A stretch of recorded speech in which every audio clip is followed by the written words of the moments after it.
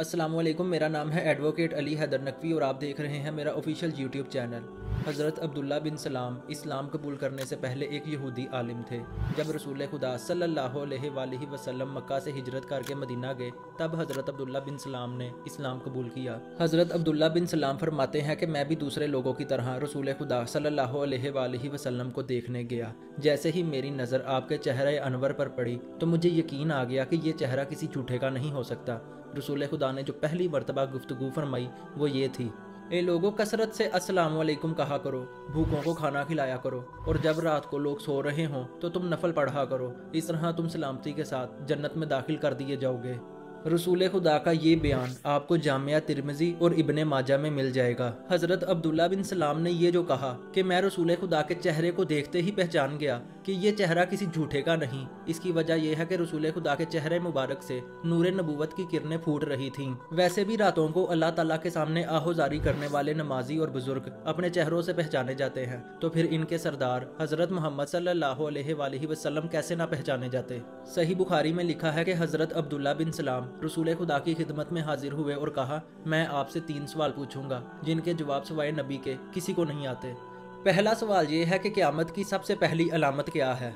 दूसरा सवाल ये है कि अहले जन्नत सबसे पहले क्या खाएंगे। और तीसरा सवाल ये है कि औलाद में बाप की मुशाहबत किस तरह आती है। रसूल खुदा ने फरमाया, जिब्राइल ने मुझे अभी इन बातों की खबर दी है। क़यामत की सबसे पहली अलामत आग है जो लोगों को मशरिक से मगरिब की तरफ इकट्ठा करेगी। अहले जन्नत को सबसे पहले मछली का बुना हुआ जिगर खाने को दिया जाएगा।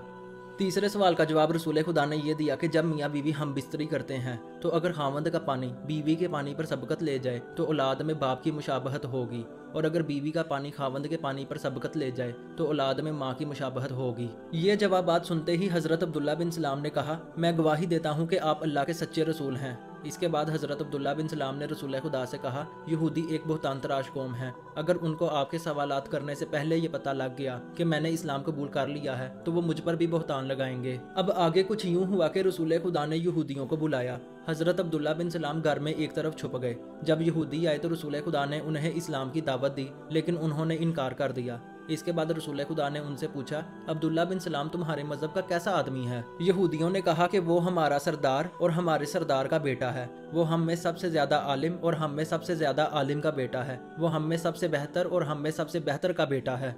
रसूल खुदा ने पूछा, अगर अब्दुल्ला बिन सलाम इस्लाम कबूल कर ले तो? यहूदियों ने जवाब दिया, ये नामुमकिन है। ये सुनते ही अब्दुल्ला बिन सलाम उनके सामने आए और कहा, अल्लाह से डरो, तुम जानते हो ये अल्लाह के सच्चे रसूल हैं और हक के साथ आए हैं।